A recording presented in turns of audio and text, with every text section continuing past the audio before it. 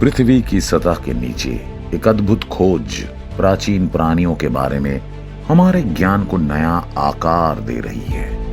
वैज्ञानिकों ने रहस्यमयी सुरंगों का पता लगाया है जिनके बारे में माना जाता है कि इन्हें प्राचीन राक्षसों ने बनाया था। माना जाता है कि ये रहस्यमय मार्ग प्राचीन राक्षसों द्वारा बनाए गए थे, जिन्होंने वैज्ञानिक समुदाय के भीतर महत्वपूर्ण रुचि जगाई है। आज की इस वीडियो में हम उन प्राचीन राक्षसों द्वारा बनाई गई सुरंगों के रहस्यों के बारे में जानेंगे। तो चलिए इस वीडियो को शुरू करते हैं। The ancient tunnels of the south America. दोस्तों, साउथ अमेरिका के प्राचीन और विशाल सुरंग की बात करें तो वो कम से कम 8,000 से 10,000 वर्ष पुराना है। शुरुआत में रिसर्चर्स ने बड़ा और साफ सुथरा कंस्ट्रक्टेड बिलो को ढूंढा, जिसने भूवैज्ञानिकों को कंफ्यूज्ड कर दिया। ये स्ट्रक्चर्स पहले देखी गई किसी भी चीज से बिल्कुल अलग थे। उनके फॉर्मेशन को कोई ज्ञात जियोलॉजिकल प्रोसेस द्वारा समझाया नहीं जा सका। शुरू में माना जाता था कि ये आर्कियोलॉजिकल कंस्ट्रक्शन होंगे, लेकिन जब 1930 में रिसर्चर्स ने पंजे का निशान डिस्कवर किया तो माना जाने लगा कि ये विशाल जमीनी स्लॉथ्स और आर्माडिलोज के बिल होंगे। ये स्ट्रक्चर अमेज़न में पैलियोलिथिक एज का सबसे बड़ा ज्ञात बिल है। फिर भी एक्सपर्ट्स के मन में इसके नेचुरल फॉर्मेशन के बारे में कई क्वेश्चंस हैं। इसके अलावा ब्राजील में पैलियोलिथिक एज के 1500 से अधिक बिल हैं और कुछ सुरंगों से जुड़े हुए हैं जो चेम्बर्स तक जाते हैं। लेकिन मिस्टीरियस सुरंगों के बारे में ये पूरी कहानी नहीं है। नवंबर 1922 में मिस्र के रेगिस्तानी पहाड़ों में एक महत्वपूर्ण खोज की गई थी।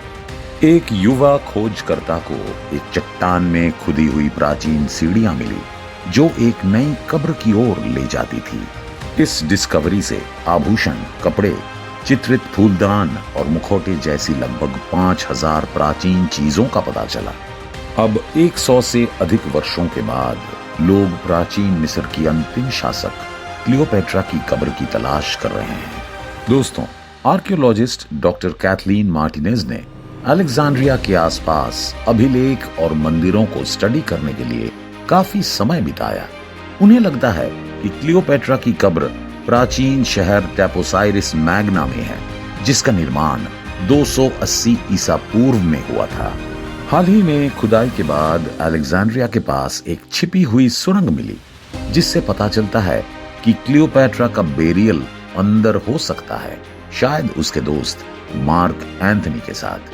खैर, आगे बढ़ते हैं। टेपोसाइरिस मैग्ना हो सकता है कि वर्षों से नेचुरल डिजास्टर यानी कि प्राकृतिक आपदाओं से डैमेज हो गया हो, जिसके वजह से यहाँ पर खुदाई करना काफी मुश्किल होती है। लेकिन आर्कियोलॉजिस्ट्स को लगता है कि वे क्लियोपेट्रा के समय के प्राचीन मिस्र के शाही जीवन के बारे में अच्छी चीजें खोज सकते हैं। खुदाई पानी के भीतर और कीचड़ में भी हो सकती है, जिसमें बहुत समय और पैसे की जरूरत होगी, लेकिन इतिहास के लिए ये वर्थ इट है। हम पक्के तौर पर नहीं कह सकते कि क्लियोपेट्रा सुरंग में है या नहीं, लेकिन क्लियोपेट्रा वाले सिक्के और बर्तन मिल रहे हैं। इसके अलावा उसकी प्रतिमा उसके होने की पॉसिबिलिटीज को बढ़ाती हैं। क्लियोपेट्रा मिस्र के इतिहास में एक प्रसिद्ध व्यक्ति हैं और उसकी कहानी कला और किताबों में है। उसकी फेम से परे क्लियोपेट्रा एक खूबसूरत महिला से कहीं ज्यादा थी। जी हाँ, आपने बिल्कुल सही सुना। वो स्मार्ट और एक लीडर थी जिसने टफ टाइम में मिस्र को काफी मजबूत रखा। पुराने ग्रंथों से पता चलता है कि वह केमिस्ट्री, मैथमेटिक्स और फिलोसॉफी के बारे में जानती थी और यहाँ तक कि वो शायद साइंस की भी मदद लेती होंगी। क्लियोपेट्रा कई भाषाएं जानती थी और दूसरे देशों से दोस्ती करने में अच्छी थी। भले ही वह ग्रीक थी, वह मिस्र के तौर तरीकों को समझती थी और शासन में अच्छा प्रदर्शन करती थी। क्लियोपेट्रा कई स्थितियों में चालाक थी। जूलियस सीजर का समर्थन पाने के लिए उसने खुद को कालीन में लपेट लिया। मार्क एंथनी के साथ उसने गोल्डन नाव पर एक बड़ा शो किया, ये दिखाने के लिए कि वे दोनों एक अच्छे दोस्त हैं। लेकिन उसके मार्क एंथनी से नजदीकियां होने के कारण रोम में समस्याएं पैदा हो गई। ऑक्टेवियन ने इसका उपयोग ये कहने के लिए किया कि वो खतरनाक थी और इस कॉन्फ्लिक्ट के कारण एक बड़ा समुद्री युद्ध भी हुआ। इस युद्ध के बाद क्लियोपेट्रा और एंथनी मिस्र भाग गए। क्लियोपेट्रा के सांप या फिर जहर से मरने की कहानियां भी हैं, लेकिन हमें इसकी सच्चाई पता नहीं है। क्लियोपेट्रा की मृत्यु के बाद ऑक्टेवियन उसका सामान लेकर मेन लीडर के रूप में रोम वापस चला गया। समुद्री युद्ध में उसकी जीत ने इतिहास बदल दिया और उसने अच्छे से शासन किया। कहा जा रहा है कि क्लियोपेट्रा की कब्र हमें वो समय दिखा सकती है कि अगर सिचुएशन अलग होती तो शायद चीजें बदल जाती। खैर, अब जिस मिस्टीरियस डिस्कवरी के बारे में बात करने वाले हैं हम, वो आपको और हैरान कर देगी। The mysterious boiling rivers. Amazon जंगल के बीचों बीच एक गर्म नदी के बारे में एक प्राचीन कहानी है जो उबलती है, जो इसे सुनने वालों की इमेजिनेशन को कैद कर लेती है।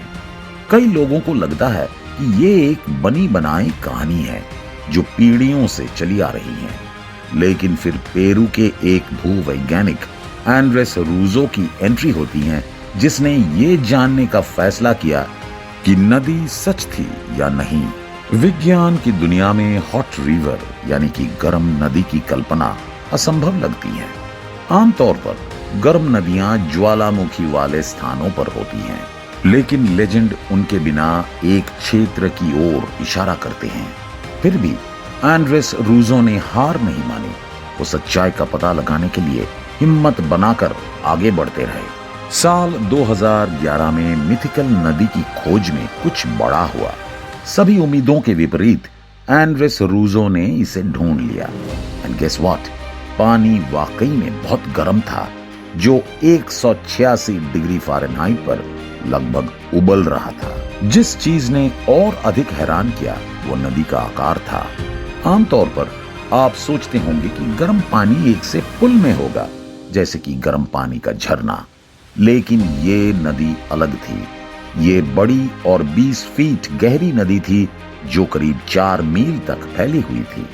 पृथ्वी की नदियों के विशाल नेटवर्क में ये एक अनोखे रहस्य के रूप में सामने आया, जो हमें ये दिखाता है कि पृथ्वी की अननोन जगहों में अभी भी दिलचस्प चीजें छिपी हुई हैं।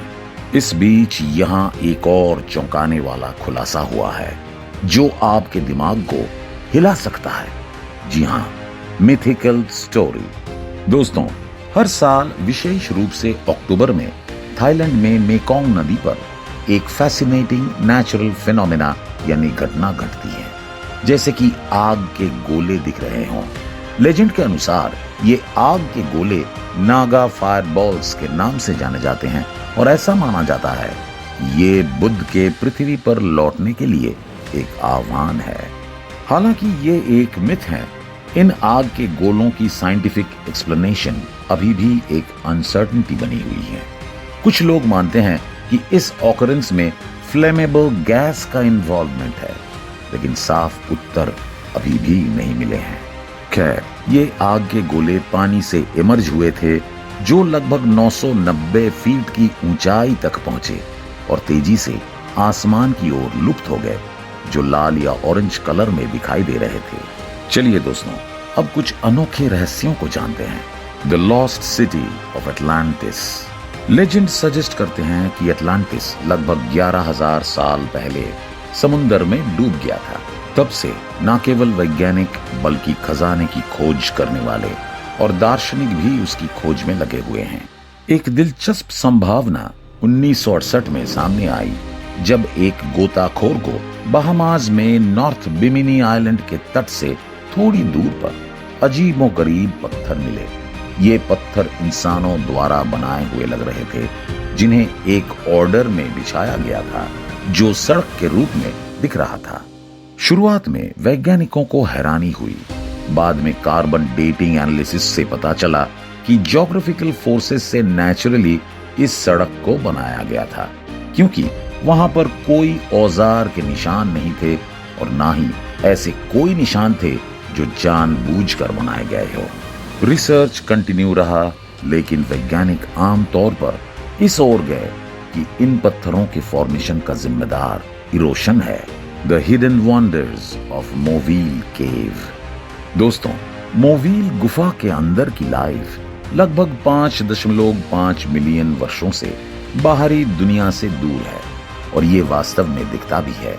इस प्रोलॉन्ग्ड आइसोलेशन के कारण गुफा के अंदर की कंडीशन धरती पर कहीं और से अलग है। सूरज की किरणों और जहरीली हवा की कमी के बावजूद यहाँ पर एक अनोखा इकोसिस्टम पनपता है। रोमानिया में ब्लैक सी के वेस्ट में मौजूद मोवील गुफा शुरुआत में साल 1986 में खोजा गया था। आज के समय यहाँ पर विजिट करने के लिए खास परमिशन लेनी पड़ती है। अगर आप क्लॉस्ट्रोफोबिया के शिकार हैं तो शायद ये आपके लिए अच्छा होगा कि आप यहाँ आने से बचें। गुफा की गहराई में बाहर के मुकाबले लगभग आधा ऑक्सीजन यहाँ के हवा में मौजूद होती है। इसके अलावा यहाँ के हवा में मौजूद कार्बन डाइऑक्साइड और हाइड्रोजन सल्फाइड होने की वजह से शुद्ध सांस लेना मुश्किल होता है। आपको जानकर हैरानी होगी कि इतने हार्श कंडीशंस में भी यहाँ पर जीवन पाई जाती है और ये बायोलॉजिस्ट्स के लिए किसी खजाने से कम नहीं है। साल 1996 की एक स्टडी में वैज्ञानिकों को इसके अंदर 48 प्रजातियां मिली, जिनमें से 33 यूनिक थे।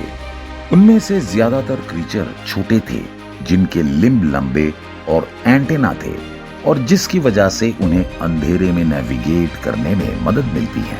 हालांकि हमेशा अंधेरे में रहने की वजह से उनके अंदर देखने की क्षमता कम हो गई है और उनके रंग बिरंगे होने का भी कोई मतलब नहीं है जब उन्हें कोई नहीं देखता। इसी के साथ चलिए एक और गुफा के बारे में जान लेते हैं। मेक्सिकोज जायंट क्रिस्टल केव।